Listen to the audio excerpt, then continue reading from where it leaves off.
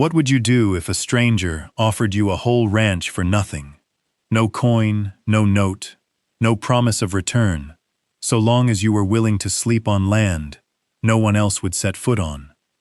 That is exactly what happened to Benjamin Hayes, 40 years old, broke down to the last dollar in his boot, when a clerk in a dusty office slid a deed across a plank counter and told him the place was his if he could keep it standing through winter. But what he found in the mouth of the old well, behind the barn, would turn a town's laughter into silence. Settle in, wherever you're watching from tonight, and stay close, because this one earns its ending slowly. The stage dropped Benjamin Hayes at the edge of Juniper Ridge, just past noon, on a raw spring day. He stepped down with a single canvas bag, a wool coat gone thin at the elbows, and a hat that had seen 10 more seasons than it should have. Dust met him first, then the wind, moving low along the road, carrying the smell of horses and pine, and something old and iron. He did not look at the town the way a stranger looks.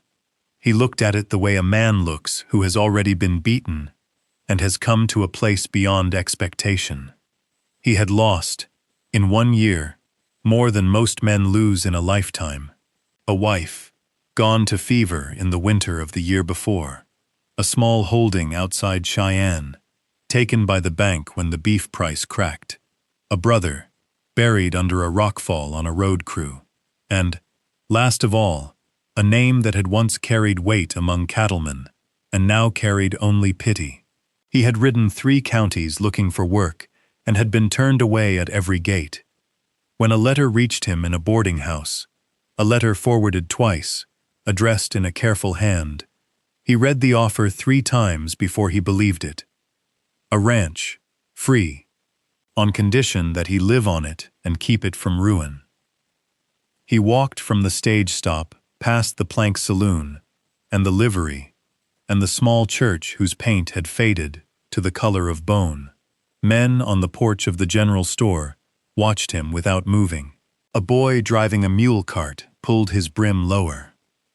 In a town this size, a stranger with a bag was already a story. Benjamin kept his eyes ahead and his shoulders square, though his knees ached and his belly had been empty since the previous dusk.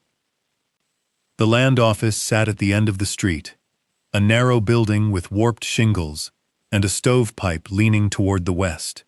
Inside, a clerk in shirt sleeves looked up from a ledger and knew him at once by the letter he laid on the counter. "Hayes," the clerk said. "Yes. You came." "I did." The clerk shook his head slowly, not unkind, more the way a man shakes his head at weather he cannot change. He drew a folded deed from a drawer and set it on the counter with a small brass key beside it. The paper was yellow at the edges and creased 3 ways. "Sign here," the clerk said, "and here." Benjamin took the pen. The nib scratched. He signed his full name in a hand that had once been steady and now trembled at the second stroke. The clerk looked at the signature, then at him, and pushed the key across the wood. "Old Marlowe Place," the clerk said. 6 miles north. Well, barn, house, corral, nobody's touched it in 9 years. Why? The clerk's jaw tightened. He did not answer at first. He looked out the window at the pale afternoon, and then back at Benjamin. And the thing on his face was not fear exactly, but something related to it, some cousin of fear that lived in small towns and rode with old stories. "Folks say the land is spoiled," he said finally. "Folks say a lot. You'll hear it soon enough." "Spoiled how?"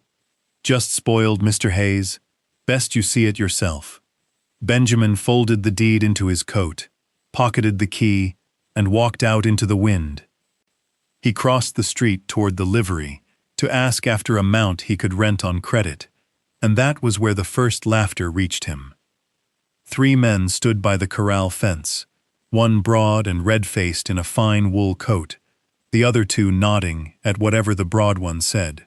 The broad man was Wyatt Rennick, though Benjamin did not yet know his name. Rennick ran cattle on the flats east of town, and had been trying for years to buy the Marlowe parcel at a price the county would not accept. He looked Benjamin over from hat to boot, and let out a laugh that carried. "So you're the fool," Rennick said. Benjamin stopped. "That ground'll break your back and your mind," Rennick went on.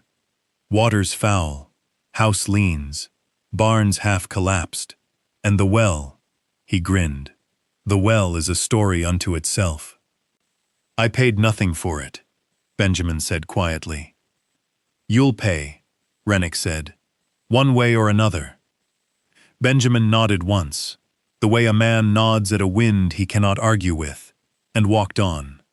Behind him the laughter rose again, and then thinned into the afternoon. He did not look back. An old woman on the boardwalk watched him pass. She was small, wrapped in a gray shawl, her hair the color of ash, and her eyes were the pale, watchful blue of high country lakes. She caught his sleeve as he stepped around her. Her grip was surprising in its strength. "The well remembers," she said. "You listen to it before you drink."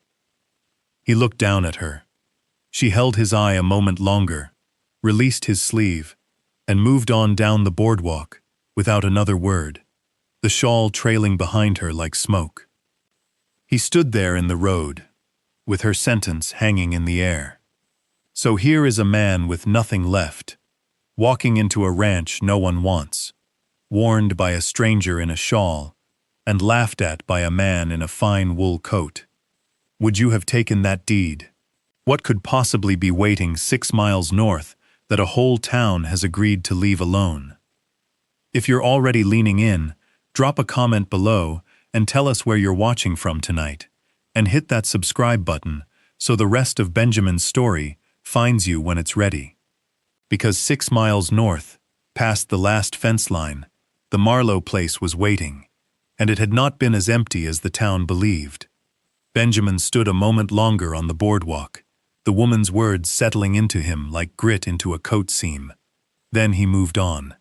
He had a ranch to reach and no horse to reach it with, and the light was already leaning west.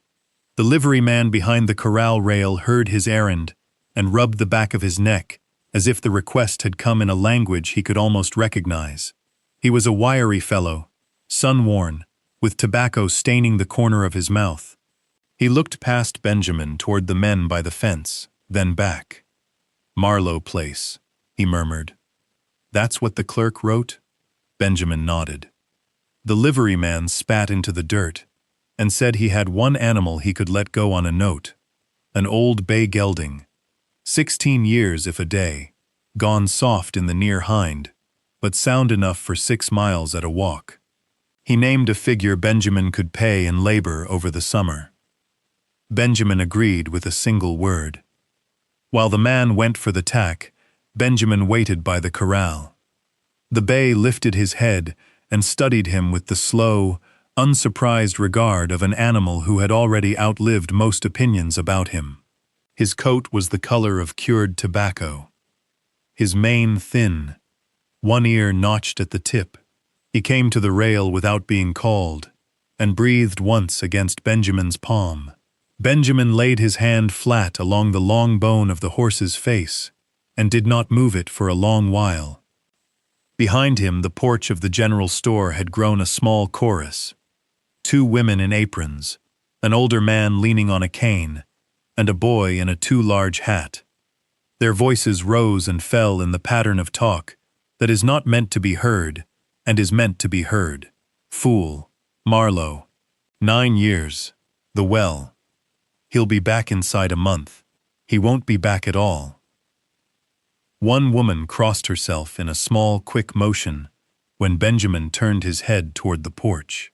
The boy stared with open, unafraid curiosity, the way children stare at weather. Rennick was not finished. He came down off the corral fence and crossed the road at an angle designed to be seen, his fine coat swinging open, his thumbs in his belt. He stopped where Benjamin was buckling the throat latch, and let a smile spread that did not touch his eyes. "I'll give you 200 cash for that deed," he said. "Today, you ride out of here with money in your boot instead of dust." Benjamin drew the strap through the buckle and set it. "It's not for sale," he said. Rennick laughed once, sharp. "You don't even know what you're refusing." "I know I'm refusing you." The words came out flat, without heat. Rennick's smile thinned. He looked Benjamin up and down, at the wool coat worn thin at the elbows, at the boots creased white across the toe. "A man in your condition," he said, "ought to be more careful about pride. Pride's what put you in that coat." Benjamin gathered the reins and did not answer. Rennick stood a moment more, then made a small sound in his throat, and turned back toward the fence, calling something over his shoulder to the men there, that pulled another spill of laughter after it. Benjamin swung up into the saddle. The old bay took his weight with a small, patient shift, and waited. The liveryman handed up a burlap sack with a loaf of bread, a twist of salt pork, a tin cup, and a box of matches inside. "On the note," he said quietly, so the porch would not hear. "Pay when you can." Benjamin met his eye, and inclined his head once. It was the first kindness spoken to him in Juniper Ridge, and he received it the way a dry field receives a first rain, without display.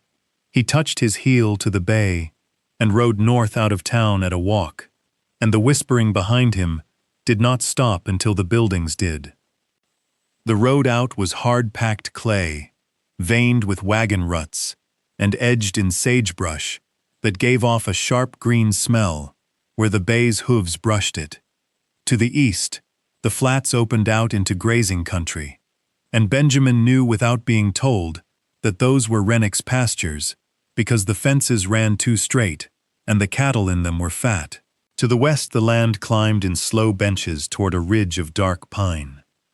The sky above him was the pale, washed blue of spring that has not yet decided to warm, and a wind came down off the ridge that smelled of snow, still lying somewhere in shadow.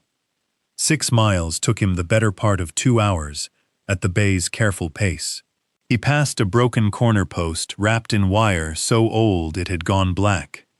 He passed a dry creek bed lined with cottonwoods that had not yet leafed. He passed the last standing fence line, 3 strands of wire sagging between leaning posts, and on the far side of it, the land changed. The grass grew taller and unbrushed. The road narrowed to a track. A hawk turned once overhead and did not turn again. He came over a low rise, and the Marlowe place lay below him in the long slant of late afternoon light. The house sat square to the compass on a shallow bench above a draw, its logs silvered to the color of driftwood, its shake roof sagging along the ridgeline like a spine that had carried too much. The barn beyond it leaned east, one wall bowed outward, its great door hanging from a single hinge. A corral of split rails ran between them, half its posts fallen, the rest tilting at every angle a post could tilt. Behind the barn, set into a small clearing of packed earth, was the well, a low, round wall of dressed stone, waist-high, capped with the black shape of an iron windlass, gone red with rust. A few crooked pines stood at the edge of the clearing. The rest was sky and grass, and the long blue shadow of the ridge falling east across everything. Benjamin sat the horse a long while and looked. It was worse than the clerk had said, and less than Rennick had promised. It was a ruin, plain and honest, but it was standing, and it was his, and no man on earth was going to come to the door to ask him to leave. He touched his heel to the bay and rode down. He did not go into the house that first night. He unsaddled the bay in the failing light, rubbed him down with a handful of dry grass, and hobbled him where the grass grew tallest along the draw. He built a small fire against the south wall of the house, out of the wind, and ate half the bread and a slice of the salt pork, and drank from his canteen, which he had filled at a spring 2 miles back. The clerk's warning and the old woman's warning had joined in his mind, and he did not touch the well. He lay in his blanket, with his head against his saddle, and listened. The house behind him creaked and settled the way old wood does when the day's heat leaves it. Somewhere, a night bird called twice and went still. The wind moved through the pines with a long, low sound, like breath drawn through teeth. And under all of it, faint but distinct, from the direction of the barn, came another sound he could not at first place. A slow, hollow, uneven knocking, as if something deep in the ground were tapping once, and once again, against stone. He lay still and counted the beats of it. There was no rhythm a man could set his watch by. 3 knocks, then a long pause, then 2, then one so soft he thought he had imagined it. He told himself it was the windlass in the wind, or a loose board in the barn, or the bay shifting on its hobble in the grass. But the wind had died, and the bay was quiet, and the sound came again, patient and low, from a place that was neither the barn nor the house, but somewhere between them and beneath. Benjamin turned his head on the saddle and looked toward the well. The moon had cleared the ridge and laid a pale hand across the stones of it, and the iron windlass threw a long, crooked shadow across the packed dirt of the clearing. Nothing moved, nothing stood there. The knocking came once more, and then, as if it had said what it meant to say, it stopped. Benjamin did not sleep for a long while. When he did, he dreamed of his wife pouring water from a tin pitcher into a blue bowl, and the water would not stop rising, and she was smiling at him in the way she used to smile before the fever took the color from her mouth. He woke before dawn with his coat damp with dew and the fire gone to a ring of gray ash. The bay stood watching him from the draw, with its notched ear turned toward the barn. He rose stiff and cold and walked to the well in the blue hour before sunrise. He did not lean over it. He set his hand on the stone rim and found it colder than the air around it, the way a stone remembers night longer than earth does. The iron windlass was seized with rust, and the rope wound on its drum had rotted to a black braid of fibers a child could break. There was no bucket. He crouched and looked at the ground around the base of the well, and saw, half hidden under a mat of dead grass, a shape scratched into one of the dressed stones near the foot of the wall. He brushed the grass aside with his palm. Someone, long ago, had cut a small mark there with a knife or a nail, 2 straight lines meeting at a shallow angle, and beneath them a single letter, an M, worn almost smooth by 9 winters of frost. He rose and looked at the mark a while. Then he looked at the barn, and at the house, and at the pale sky beginning to warm behind the ridge. He did not lean over the well, and he did not call down into it. He walked back to the ashes of his fire and set water to boiling in the tin cup from what was left of his canteen, and he sat with his hands around the warm tin and thought about the mark, and about the knocking, and about the old woman on the boardwalk who had said that the well remembers. He did nothing about it that day. Some knowings are not ready to be lifted. He had learned that from cattle and from grief. Instead, he began, that morning, to work. A man with nothing left has only his hands, and a man with only his hands must put them where they can be seen, doing something honest, or he will lose them too.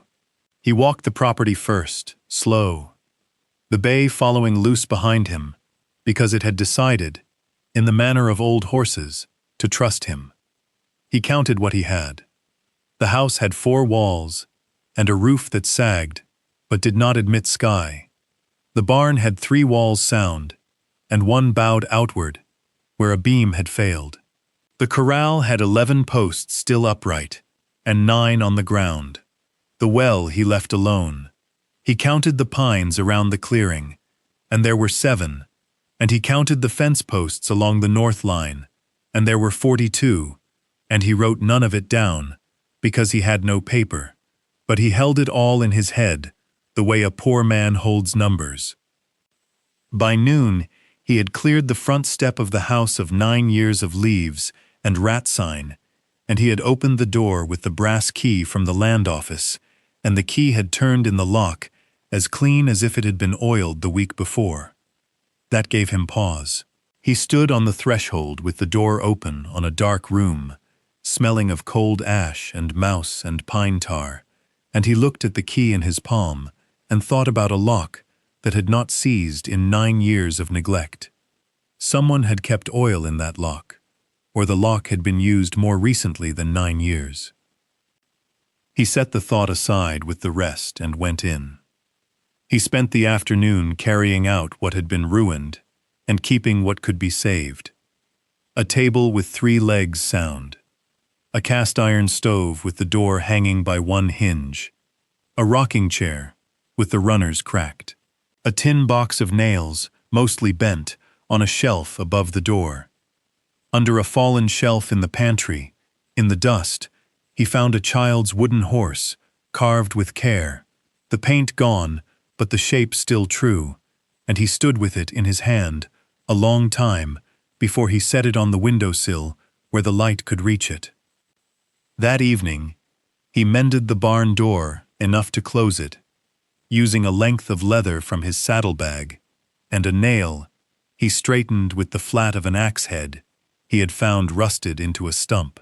The bay watched him from the corral, and when he finished, the bay came and put its nose against his shoulder and breathed there, and Benjamin stood with his hand on the horse's jaw and did not move for a while. The next morning he began on the corral. He set the fallen posts back in their holes and tamped them with stone and heel, and when a post was too rotted at the base to hold, he cut it shorter and set it deeper, and by the end of the day, 9 posts stood again, where none had stood the day before. His hands bled in 3 places by dusk. He washed them with water from the canteen he had refilled at the spring, and he thought again about the well and did not go to it. On the 3rd day, digging a new post hole at the northwest corner, his shovel struck something that was not stone. He knelt and cleared the dirt with his fingers and lifted out a length of iron chain, 6 links, black with age, 1 link snapped clean, as if by shears. He turned it in his palm. It did not belong to a corral. It belonged to something heavier. He set it aside on the top rail of the corral and kept digging, and he did not speak of it to the horse, though the horse, from 10 paces off, had raised its head and was watching the chain the way an animal watches a thing it remembers. That night, the knocking came again. 3, then 2, then 1, softer than before, as if whatever made it had grown patient with him. Benjamin sat up in his blanket and listened until the sound stopped, and then he lay back and watched the rafters of the porch overhang until the sky went pale. At first light, he took a coil of new rope from the livery sack, a lantern he had cleaned and filled with the last of the kerosene, and the 6-link chain from the top rail of the corral, and he walked to the well. He did not lean over it yet. He knelt at the base and looked at the mark cut into the stone, the 2 lines meeting at a shallow angle, and the worn M beneath. And he understood that it was not a letter at all, but the beginning of a name someone had started to carve and had never been given the time to finish. He set the lantern on the rim. He tied the rope to the iron of the windlass frame, tested it with his weight, and lowered the lantern down by hand over hand, watching the yellow light shrink into the dark of the shaft. The well was dry. He had suspected it from the smell, which was not the smell of water gone bad, but of old stone and dust and something drier still. The lantern went down 12 feet, then 20, and struck bottom at what he judged to be near 30. In the small circle of light he saw packed clay, a scatter of fallen stones, and, at the edge of the ring where the wall met the floor, a shape that was not stone. He tied off the rope. He climbed down. The rope burned his palms, and the stones were cold against his back, and his boots found footing on the fallen rocks at the bottom. He crouched with the lantern. The shape at the edge was a bundle wrapped in oiled canvas, folded once, and tied with a length of the same iron chain he had pulled from the post hole, the broken link matching a broken link here, as if the two halves had once been one. Beside the bundle, half sunk in the clay, was a small tin box the size of a Bible, sealed with wax gone black. He did not open either thing at the bottom of the well. He tied them to the rope with hands that were steadier than he expected, climbed out, and hauled them up after him into daylight that seemed suddenly too bright. He carried them to the flat stone by the house, where he took his meals and set them side by side. The canvas held a rifle wrapped around a folded coat, and inside the coat, wrapped again in a square of muslin, was a ledger bound in dark leather. The tin box held letters, 7 of them, tied with twine, and a folded page of paper with a list of dates, cattle counts, and beside each entry a set of initials, and the last entry read WR, and a number and a line drawn through it. Benjamin sat on the stone with the ledger open on his knees and read slowly, moving his lips over the words the way a man reads a thing he must not misunderstand. The Marlowe man had kept a record. Cattle taken off the North Range in the autumn of the year he had died. Fences cut on nights he had named. A rider seen twice at the mouth of the draw. A warning delivered at the livery. A price offered and refused. A price offered again. And the last page, in a hand that had begun to tremble, a single sentence. If I am not found, look in the well. Benjamin closed the ledger. He sat with his hand flat on the leather. The bay stood at 10 paces with its ears forward and its notched ear turned toward him. And in the pines behind the clearing, a jay called once and went quiet. He thought of the old woman on the boardwalk and understood her now.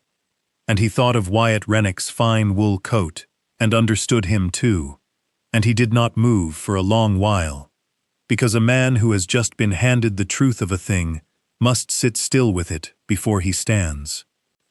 He wrapped the ledger and the letters and the list back into the muslin and the canvas, and carried them into the house, and set them under a loose plank beneath the stove, and he set the child's wooden horse on the plank above them, and he went back out to work, as if nothing had changed, because a man alone on a piece of ground must not show what he knows until he knows what he will do with it. That night the wind rose out of the ridge. It came down cold off the pines, and drove the temperature under the door, and rattled the shakes on the roof, and by midnight a spring storm was on the house, with sleet in it, and a sound like handfuls of grain thrown against the logs. Benjamin fed the stove with what dry wood he had, and listened to the barn door he had mended, holding against the gusts. Near 2 in the morning, over the wind, he heard a horse cry out down the draw. He pulled his coat on, and took the lantern and went into it. He found them a quarter-mile below the house, where the track ran through the cottonwoods. A wagon had gone sideways off the ruts, a bay mare down in the traces, with a cut across her shoulder, and under the tilted wagon box, a man with a broken leg, and a woman holding a child inside her coat, all 3 of them wet through and shaking. The man had been trying to reach town from a homestead further north, and the storm had caught them in the open. Benjamin freed the mare, cut the traces with his knife, and got the man up under one arm, and the woman and child under the other, and he brought them the quarter-mile back to the house, at a pace the man's leg allowed, and no faster. He put them by the stove. He fed the fire until the room was warm. He gave them the last of the bread, and the salt pork, and the tin cup passed between them, for water he had boiled from the canteen. He set the man's leg with 2 straight lengths of pine from the woodpile, and strips torn from his own extra shirt, and the man bit down on a folded rag, and did not cry out. The woman watched Benjamin's hands and said, "You've done this before." Benjamin said, "Once. On my brother." She said, "Thank you." He said, "Sleep." He sat by the door with the rifle from the canvas across his knees, because a man does not know, on such a night, what else may come down the road. Toward morning the sleet turned to snow, and then to a slow gray rain, and the wind eased, and the child inside the woman's coat began to breathe evenly. Benjamin looked at the plank beneath the stove where the ledger lay, and he looked at the 3 sleeping shapes on his floor, and he understood that he had already made the choice he had been sitting still with, and that the choice had been made not by him but through him, the way water finds a low place without deciding. By late morning, the rain had thinned to a drizzle, and a wagon came up the track from the south, driven by a neighbor from the next homestead who had ridden out looking for the family. He was a lean man in a canvas coat, and when he saw the mare tied under the barn overhang and the wagon still tilted in the cottonwoods, he climbed down at Benjamin's step with his hat in his hand. Benjamin brought him inside. The man knelt by his brother, who was the injured one on the floor, and looked at the splint and the clean strips of shirt and the color that had come back into the man's face, and he did not speak for a long while. Then he said, "You did right by them." Benjamin said, "Anyone would." The neighbor shook his head once and said, "No, not anyone." They loaded the family into the neighbor's wagon at noon, wrapped in Benjamin's blanket and his second coat. The woman held the child against her shoulder and looked back at Benjamin from the wagon seat. She said, "We'll come back." Benjamin touched the brim of his hat and stepped aside for the wheels. Word travels, on the frontier, faster than a man on a good horse. By the 3rd day after the storm, a doctor rode out from Juniper Ridge to check the splint. He was a small, careful man with spectacles and a leather bag. He unwrapped the pine and the shirt strips, pressed at the bone with 2 fingers, wrapped it again, and looked at Benjamin over the rims of his glasses. He said, "Set clean, held clean. He'll walk on it before the summer." Benjamin nodded. The doctor closed his bag and looked around at the mended corral, the standing posts, the barn door hung true. He said, "This was Marlowe's place." Benjamin said, "It was." The doctor was quiet a moment. Then he said, "He was a decent man. It was an ugly year." He mounted his horse and rode. The clerk from the land office came out on the 5th day, in a buggy with a leather satchel on his knees. He climbed down slowly and asked if he might sit. Benjamin brought him to the flat stone by the house. The clerk laid the ledger open between them, because Benjamin had gone into town 2 days earlier and put the ledger and the letters and the list into the clerk's hands across the counter, without a word. The clerk had read them through the night. He tapped the last page with 1 finger. He said, "This is enough. With the chain and the canvas and the well, it is enough." He said the sheriff would ride out from the county seat within the week. He said the initials in the last entry and the price offered and refused would be matter for the court and not for Benjamin. He said, gently, "You could have kept this quiet and used it. A lesser man would have." Benjamin said, "It wasn't mine to trade." Wyatt Rennick came out on the 7th day, alone, on a good sorrel horse. He did not dismount. He sat at the edge of the clearing, with his fine wool coat, buttoned to the throat, and looked at the well, and the mended barn, and the corral standing square. He did not laugh. After a long time he said, "I offered 200. Benjamin said, "I remember." Rennick's mouth worked once. He said, "My brother did what he did. I knew, and I did not know." Benjamin said nothing. Rennick said, "I'll not trouble this ground." He turned the sorrel and rode back down the track at a walk, and the town saw him ride in that way, and the whispering changed shape. Outsiders began arriving after that. A woman brought 2 hens in a crate and set them on the step and would not name a price. The liveryman came with a second horse, on a longer note, and a proper bucket for the well, which Benjamin had scoured and let fill from the spring line he traced, with a forked stick along the draw. The boy in the too large hat rode out on a mule, with a sack of seed potatoes tied behind the saddle, and said his mother had sent them, and turned the mule, and rode back without waiting for thanks. The rescued family returned in early summer, the man walking with a cane cut from the same pine that had splinted his leg, and they stayed 3 days and helped Benjamin raise the barn wall true. When they left, the woman put her hand on the wooden horse on the windowsill and did not ask about it. The old woman with the gray shawl came out once, in the last week of summer, walking the 6 miles on her own feet. She did not go near the well. She stood at the edge of the clearing and looked at the standing corral, and the barn hung square, and the smoke lifting straight from the stovepipe. Benjamin brought her a tin cup of water from the spring. She drank it slowly. She said, "It remembered, and now it can forget." She handed the cup back and walked away down the track, and Benjamin watched her until the cottonwoods took her from sight. Autumn came slow to Juniper Ridge that year. The pines on the ridge held their green, and the grass on the north range went to gold, and the sky at evening turned the color of hammered copper. Benjamin stood at the corner of the corral in the last hour of a day, in late September, with the bay beside him, the notched ear turned toward the house, the horse's slow breath warm on his sleeve. The barn stood true. The house held its roofline. The well, cleaned and re-walled and capped with new plank, drew clean water for the first time in 9 years, and he had drawn a bucket that morning and drunk from it standing.